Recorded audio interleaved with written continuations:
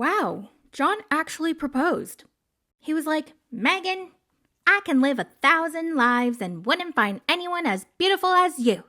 And I want Riva to be my daughter. Will you marry me? And she's like, oh my God, I can't believe this, John. Yeah, of course I will marry you. I love you so much. And we have a newly engaged couple. Yay. We're obsessed with TLC and all the trashy reality TV. It's a recap. It's a recap. It's a recap. Patrick, his brother, goes backstage, calls his wife, Thais, to tell her that John proposed. And honestly, I don't know if it was just me, but neither of them sounded too happy about it. So that's interesting. He proposed to Megan. Oh my God, really? I know. I'm surprised too. You know, it's just like too much jealousy going on. I don't know about that. Then Sean brings out Fernanda and Debbie, and I was like really confused because why was Fernanda here? We have not seen her in a hot minute. Do we care about her? Not really. Is she relevant these days? Not really. So I thought that was a very interesting choice, but she looked gorgeous as always. So now Sean wants to focus on Miss Debbie. And they play a scene of Miss Debbie and her first date with Russ and how she ended up lying about her age. And OG Debbie is having a fit. Oh my God, I can't believe you would lie about your age. Like, you have to be more confident. Oh my God, I'm 72 and you're 68 and I've never been ashamed of my age, honey. I'm 72 and proud. Like, some people don't get to 68, you know what I'm saying? And Miss Debbie's like, I know, Debbie, but when I put my real age out there, nobody was contacting me. Oh my God, but that doesn't mean you have to be so ashamed about it that you would lie. Like, who would lie about that? No one would communicate with me. It was like crickets. Then don't go on the dating site. Go out and meet people in real life, face to face. You think being on a dating app is going to draw the right crowd? It's like... Why does OG Debbie have such a big problem with this? It doesn't involve you. Okay, so apparently this is a big debate on the stage. So I want to know from you guys, what do you prefer? Do you prefer the person that you're dating online to look exactly like their photos, but lie about their age? Or do you prefer them to be honest about their age, but when you meet them in person, they do not look like their photos? Let me know down in the comments. But yeah, like I said, I feel for Miss Debbie. I heard it is a disaster out there, like hell on earth for the ladies to date. I don't know how it is for men. So men, if you're listening, and I know I have some male viewers, I know I see my stats.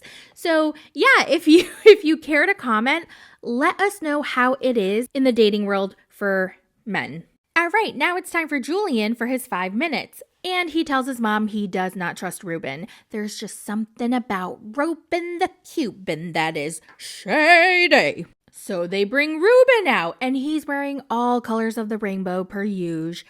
And OG Debbie starts grilling him. Are you and Debbie exclusive? Oh, so you're with your mom at the hospital all the time. Okay. That's really nice of you. Have you been seeing other women or talking to other women? No? Oh, okay. And then we see Tim saying under his breath, like, of course he's not seeing other women. Look at him. But do you see other women? No. I mean, look at him, Debbie. The answer's no. Bitch, I can say the same thing about you. Back to Julian. He just doesn't think Reuben's making enough of an effort with his mother. So, for example, apparently she texted him the night before, implying that she wanted to go out with him. They're here in the same city for the reunion, and he just didn't get the hint. He told her he would meet her halfway, but by the time he got back to his hotel, he was too tired. And then Julian was like, well, if a man really loves a woman, he would travel all kinds of miles to be with her. And to an extent, I agree, but we're talking about a senior citizen who takes care of his sick mother. Like, cut him some slack, okay? He's tired. Then Reuben clarifies that the reason why he offered to meet her halfway was because he knew that Miss Debbie was more conservative and he didn't want her to get the wrong idea. I'm getting a phone call. I am going to answer. Hold on. Hello. Hi, sister. Oh my gosh, why did I call mom again? All right, I'm off the call, but I do not remember what I was talking about. I know I was talking about Miss Debbie and Reuben, but let me just pick up where I think I left off. Can we talk about how Reuben had, he was wearing socks with Miss Debbie's face all over them? And not only was he wearing socks, he was also wearing boxers with her face all over them. What do we think about that? Is it like a too gimmicky? Or was he just trying to be funny, playful? Miss Debbie liked it. She was like, oh my God, Reuben, you absolutely scored some points with Miss Debbie. I love it, honey. I was like, damn. Oh, Miss Debbie said one day she had a really funny feeling.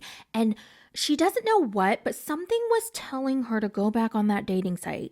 And so she did. And what do you know? She saw his profile and it was active. And not only was it active, but it was active often, which meant he was on there very frequently. And not only that, but his age range, like his preferred dating age range, was 30 to 50.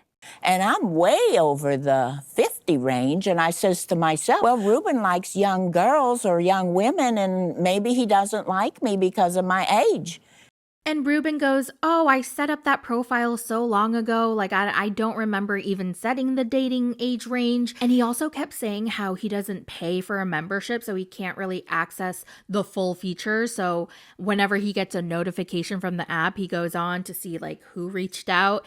And also, they're not exclusive, so he is allowed to date, which is true. But I don't know. I don't know about Reuben, y'all. I don't know if I can trust him. Is your profile on this dating app set to women 30 to 50? I don't even know. I did it so long ago that I don't even know. I don't like that answer. And I'm wondering if Julian is right, because he said that whenever he would ask Reuben questions, he would just kind of like beat around the bush a little. He wouldn't give straight answers. And I feel like that's a dead giveaway that Reuben isn't being 100% honest. Now, whether it's because he's nervous or he's not ready to share the full truth, that could be possible. Maybe it's nothing nefarious or crazy weird or shady, but maybe Julian's onto something, you know? And suddenly Sean's like, well, do you guys want to make it exclusive now? Are you guys an official couple? And Reuben's like, yeah, sure. And Miss Debbie's like, okay, honey, Reuben the Cuban, my tropical fusion. I don't even remember her song. But you're still on dating apps. Very vague about that. Yeah, but my profile's there, but I don't have a paid membership, so I can't access anything. So would you be willing to get rid of the profile? Yeah, I mean, I'm not paying it for, so I can't access it anyway. I've got me a real boyfriend now. Yeah. Yeah, apparently they're an exclusive couple, and I'm pretty sure it's not gonna last. Then it's time for Louisa and Jamal to come back on stage.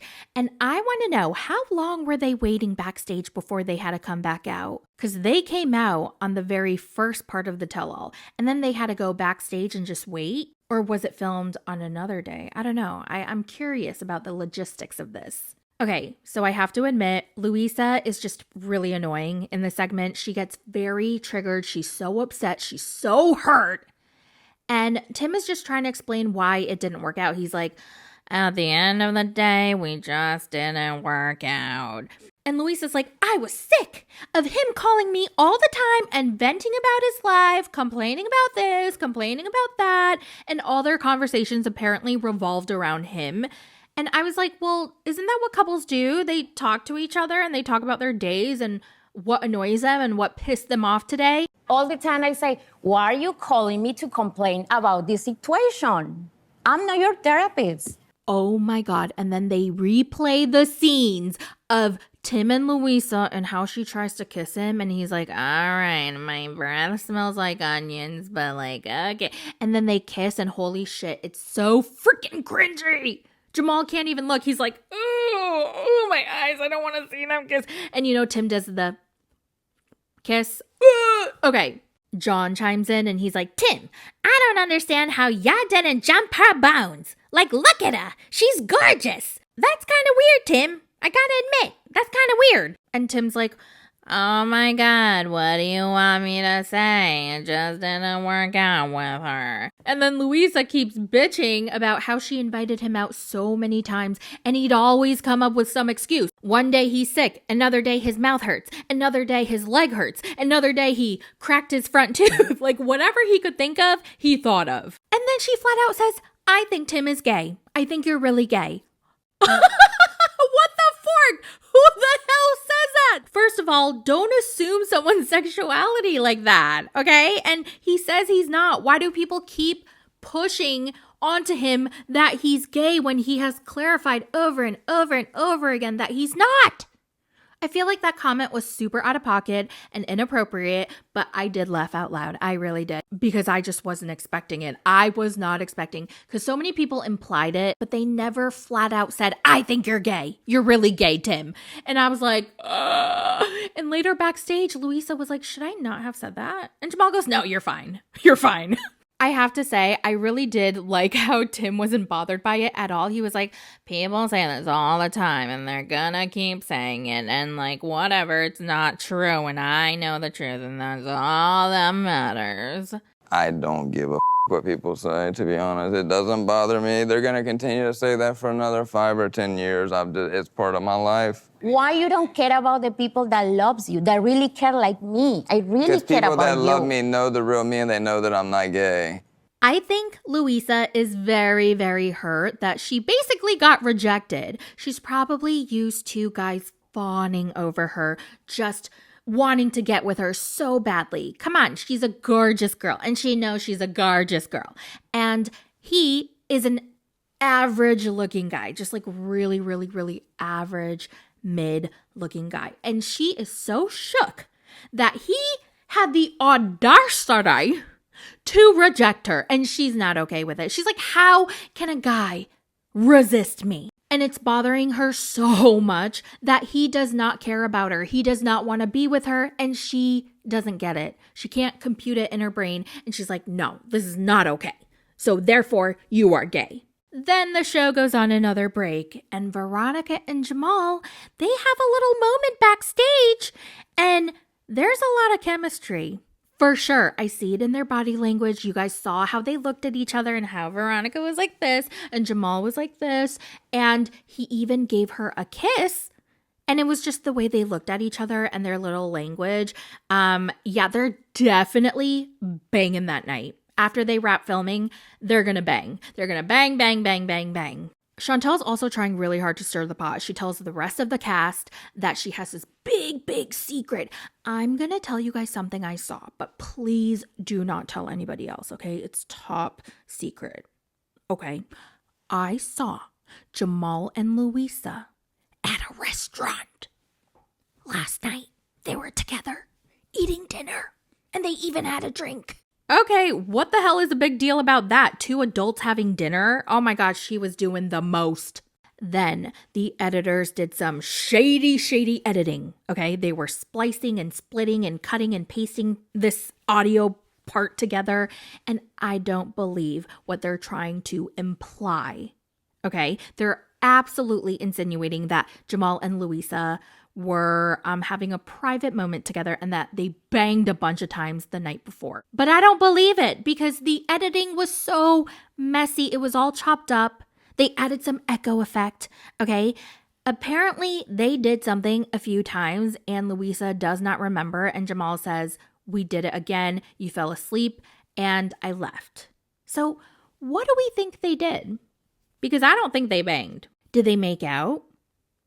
Did they film a few TikTok dances together? Did they order some pizza and she doesn't remember and she fell asleep and he ordered 2 pizzas twice and then left? I don't know. I know what they're trying to imply, but I want to know what they actually did. What do you guys think? Well, that's it for the recap. In the final part of the tell-all, part 5, finally, we get Mike. All right, Mike comes back and it's Josh and Natalie and Mike all over again. And I think Mike is going to come back and serve Natalie divorce papers on stage. And that's why Miss Debbie gets really mad. She's like, you had to humiliate her on this stage, man? That's not cool, man. And I think that's why she was so upset. And of course, OG Debbie defends Mike. Don't you dare talk about Mike like that. He's a stand-up guy. What are you talking about, Debbie? Shut your trap. Damn, the Debbies really get into it. So I'm excited for the battle to see who wins. Well, that's all I have for today. Let me know all your thoughts in the comments, and I will see you in the next one. Bye. It's a recap. It's a recap.